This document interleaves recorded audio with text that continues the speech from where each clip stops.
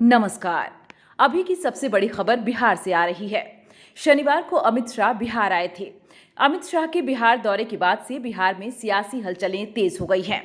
दरअसल अमित शाह ने बिहार दौरे के क्रम में मिथिलांचल में एक सभा की। इसी सभा के बाद से बिहार में सियासी हलचलें तेज हो गई हैं। केंद्रीय गृह मंत्री अमित शाह शनिवार को बिहार के दौरे के क्रम में महागठबंधन के प्रति हर बार तल्ख तेवर दिखा। शाह का अंदाज इस बार बदला हुआ था। उनकी आरजेडी के राष्ट्रीय अध्यक्ष लालू प्रसाद यादव और तेजस्वी पर तल्खी तो दिखी, लेकिन नीतीश के प्रति उनका अंदाज अलहदा था। नीतीश कुमार पर छींटाकशी कम और सलाह अधिक थी। नीतीश कुमार के एनडीए छोड़ने के बाद अमित शाह जब बिहार आए, उन्होंने एक बात जरूर कही कि नीतीश कुमार के लिए एनडीए के दरवाजे सदैव के लिए बंद हो चुके हैं। वे आना भी चाहें तो एनडीए में उनके लिए जगह नहीं है। लेकिन अमित शाह इस दफा यह बोलने से बचते दिखे। राजनीतिक पंडित भी कह रहे हैं कि G20 के आयोजन के बाद से स्थितियां बदली हुई दिख रही हैं। अरसे बाद यह पहला मौका था जब पीएम नरेंद्र मोदी से नीतीश का आमना सामना हुआ।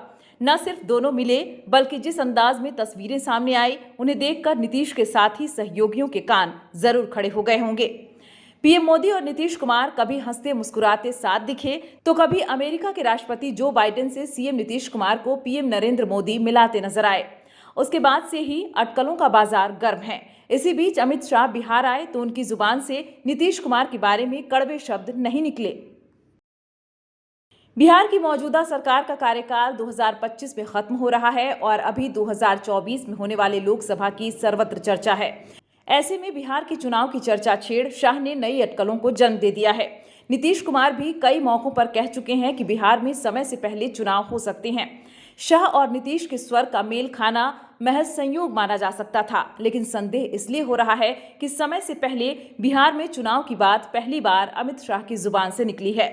इससे उन अटकलों को बल मिलता है जिनमें नीतीश के घर वापसी की चर्चा इन दिनों बिहार में हो रही है। आने वाले दिनों में कांग्रेस देश के अलग अलग हिस्सों में अपनी ऐसी पाठशाला लगाने जा रही है जिसमें भारतीय जनता पार्टी की हर काट का जवाब देने की कक्षा चलाई जाएगी। इन पाठशालाओं की चलने वाली कक्षाओं में पार्टी के हर स्तर के नेता और कार्यकर्ता शामिल होंगे।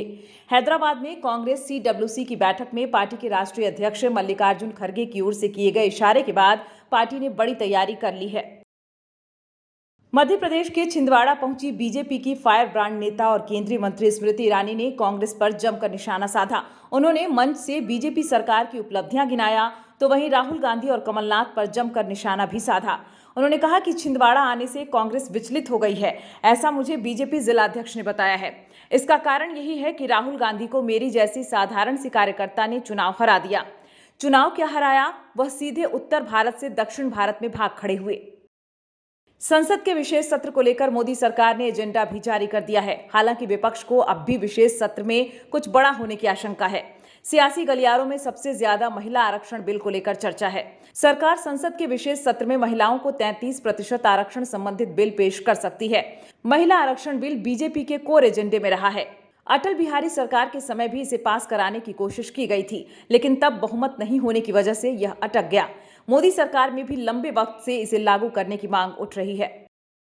सर्वदलीय बैठक के बाद कांग्रेस नेता अधीर रंजन चौधरी ने कहा है कि मीटिंग में जो बताया गया उसके अनुसार ऐसा लगता है कि स्पेशल सेशन संसद के सामान्य सत्र की तरह ही होगा, लेकिन यह बात और है कि सरकार उसमें कुछ और जोड़ दे। चौधरी ने कहा, जो कुछ भी मीटिंग में बताया गया है उसके अनुसार तो ऐसा लगता है कि सामान्य सत्र की तरह ही ये सत्र भी है। हमारी तरफ से मुद्दे भी गिनाए गए हैं ताकि उन पर चर्चा हो। हमने महिला आरक्षण बिल को पेश करने की भी मांग की है। कोई सरप्राइज आइटम है या नहीं ये पता नहीं, लेकिन सरकार का पता नहीं कि वह कुछ और जोड़ दे। तेलंगाना के रंगारेड्डी जिले के तुक्कुगुडा इलाके में कांग्रेस संसदीय दल की अध्यक्ष सोनिया गांधी, पार्टी प्रमुख मल्लिकार्जुन खड़गे और अन्य पार्टी नेताओं के होर्डिंग्स लगाए गए हैं। इन होर्डिंग में सोनिया गांधी को भारत माता के रूप में दिखाया गया है।